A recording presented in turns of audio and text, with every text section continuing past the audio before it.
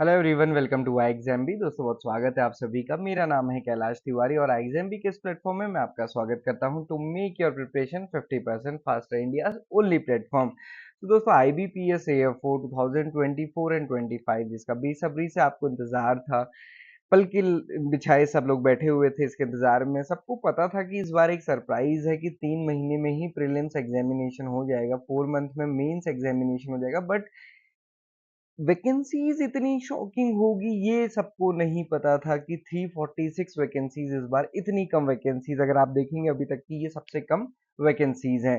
तो दोस्तों ऐसे में मन में सवाल तो आता ही है कि अब क्या करें, अब क्या होगा। क्योंकि जब हम कहते हैं कि वैकेंसीज कम है तो हमें लगता है कि यार अब ये डिफिकल्ट हो गया है, क्योंकि चांसेस ऑफ सिलेक्शन कम हो जाते हैं। जैसे हम कहते हैं कि नाबार्ड का एग्जामिनेशन क्यों नहीं फिल कर रहे, क्योंकि उसमें सिर्फ 2 ही वैकेंसीज हैं और 2 वैकेंसीज हैं, पता नहीं उसमें होगा कि नहीं होगा, और बाकी भी डिफिकल्टी लेवल भी हाई होगा, इसलिए उसको नहीं फिल करते। अब सेम कहानी धीरे धीरे AFO में होती जा रही है, वैकेंसीज कम होती जा रही हैं। तो दोस्तों ऐसे में क्या करना है ये हम डिस्कस करेंगे डिटेल वीडियो में। लाइव सेशन हमने किया था, उसमें हमने सारी AFO से फॉर्म फिलिंग से रिलेटेड सारी चीजें डिस्कस की थी। कोई भी डाउट क्वेरी तो आप उसमें देख सकते हैं या तो आप पूछ सकते हैं। ओके, सो एक बार यहाँ पे देखते हैं वैकेंसीज। अब देखिए वैकेंसीज में क्या है, पंजाब नेशनल बैंक ने 310 वैकेंसीज दी है, यूको बैंक ने 36 है, टोटल वैकेंसी 346 वैकेंसीज है। पॉजिटिव साइड देखेंगे तो जो बड़े बड़े बैंक है उन्होंने नॉट रिपोर्टेड किया, जीरो नहीं बोला है। देखो बैंक ऑफ बड़ौदा ने नॉट रिपोर्टेड किया है, वो जीरो भी बोल सकता था बट वो नहीं बोला है, मतलब फ्यूचर में आ सकती हैं।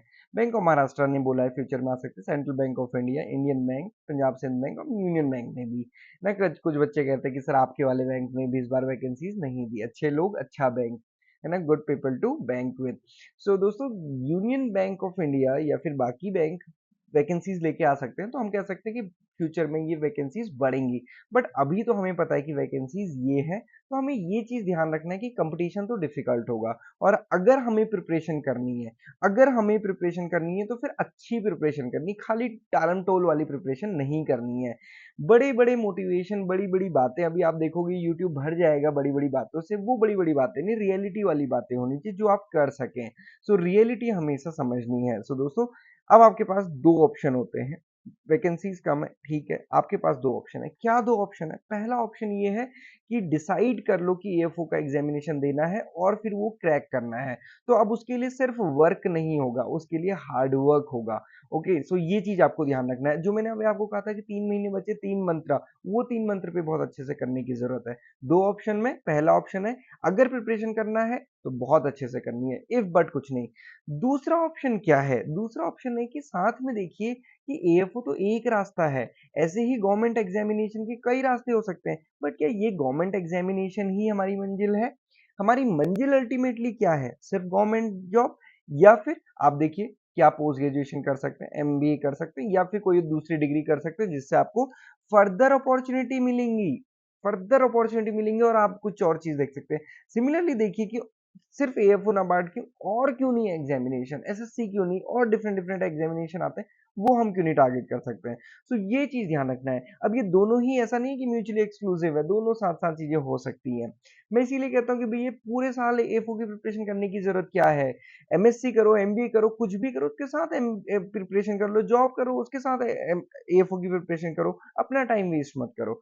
ये चीज आपको बहुत अच्छे से समझना है। यहाँ पे दोनों चीजें क्लियर रखनी है। वैकेंसीज कम है ठीक है, बट आपको तो एक ही चाहिए ना, ये चीज भी ध्यान रखना है कि आपको तो एक ही वैकेंसी चाहिए। जनरली होता क्या, हम ये सोचते हैं कि यार दो वैकेंसी भले ही चाहिए तो हमें एक ही, बट फिर भी हमें लगता है कि सिलेक्शन के चांसेस कम है।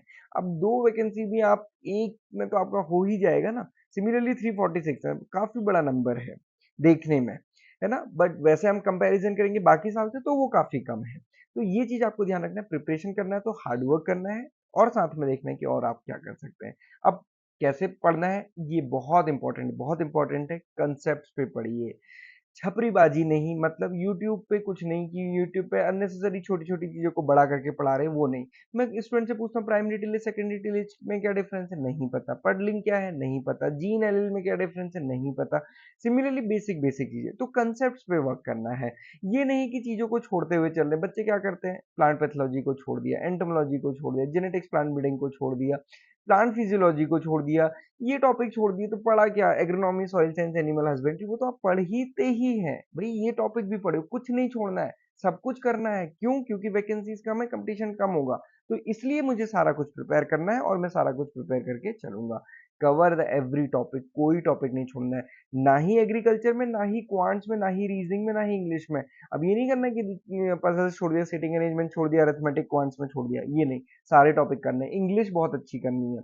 और सबसे बड़ी बात है, अंडर एस्टिमेट मत करिए प्रीलिम्स को। क्यों? क्योंकि एक बात समझिए, जनरली क्या होता है, प्रीलिम्स करने का मकसद ही ये होता है कि मैक्सिमम बच्चों को वहीं से बाहर, मतलब वो एक जो बड़ी भीड़ है उसमें से कुछ बच्चे जिनको वो मेंस में देखना चाहते हैं, उनको वहीं पे सेलेक्ट कर लें। तो आप समझिए कि जनरली एक रेशियो होता है। मान लीजिए कि इससे पहले 1:25 के रेशियो पे वो सेलेक्ट कर रहे थे। तो अगर अगर मान लीजिए 1000 वैकेंसीज़ हैं, तो आपको समझ आ गया कि 25,000 बच्चों को सेलेक्ट किया जाएगा।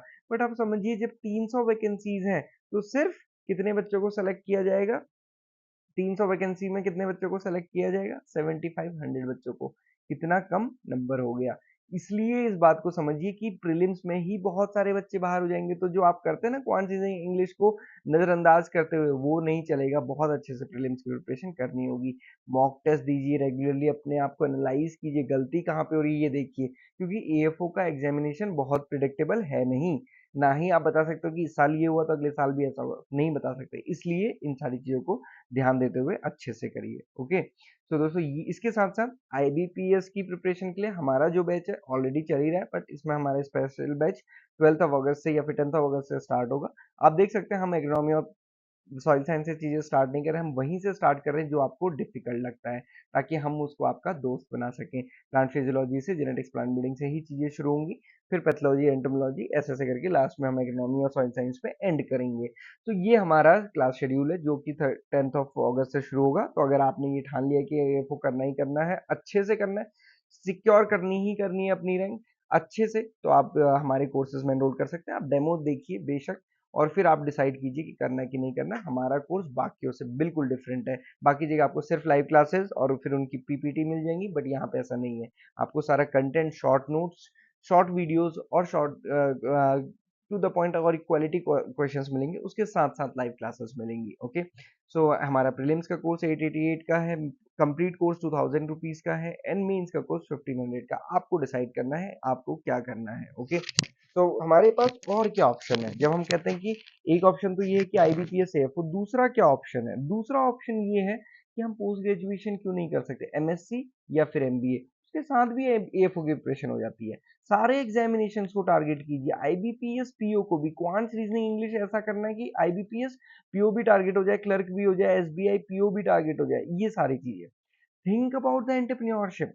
भाई, जितने एग्रीकल्चर में स्टार्टअप है उनमें मिनिमम लोग एग्रीकल्चर बैकग्राउंड से, एग्रीकल्चर बच्चे कहाँ एएफओ की प्रिपरेशन कर रहे हैं। तो आप सोचिए, क्या मेरा मैक्सिमम या फिर जो मेरा सेटिस्फेक्शन है वो मुझे एएफओ में ही मिलने वाला है, या मैं कुछ और भी कर सकता हूँ?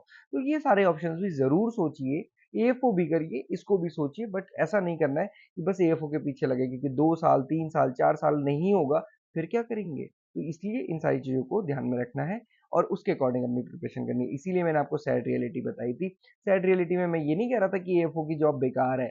मैं ये बता रहा था कि एएफओ की जॉब के अंदर जाने के बाद आपको लगेगा यार मेरे को तो ऐसा कुछ करना चाहिए। तो इसलिए इस वीडियो को देख लीजिएगा, समझिएगा जो मैं कहना चाह रहा हूँ, और अकॉर्डिंगली अपनी प्रिपरेशन कीजिए। और अगर आप अकॉर्डिंगली प्रिपरेशन करेंगे तो आप एएफओ के अंदर जाके परेशान नहीं होंगे, बल्कि आप अपने लिए और अच्छे रास्ते देख सकते हैं। सो दोस्तों, this is all for today. अपना दिन अच्छे से शुरू कीजिए। डेफिनेटली वैकेंसीज कम है, बट डिसाइड कीजिए कि आपको क्या करना है, और इस बार पढ़ना है तो बहुत अच्छे से पढ़ना है, कंसेप्ट पे वर्क करना है, रट्टाबाजी नहीं करनी है। ये चीज ध्यान रखनी है। This is all for today. कोई भी डाउट, कोई क्वेश्चन होगा तो आप हमसे पूछ सकते हैं। Thank you for watching this video and have a great day ahead.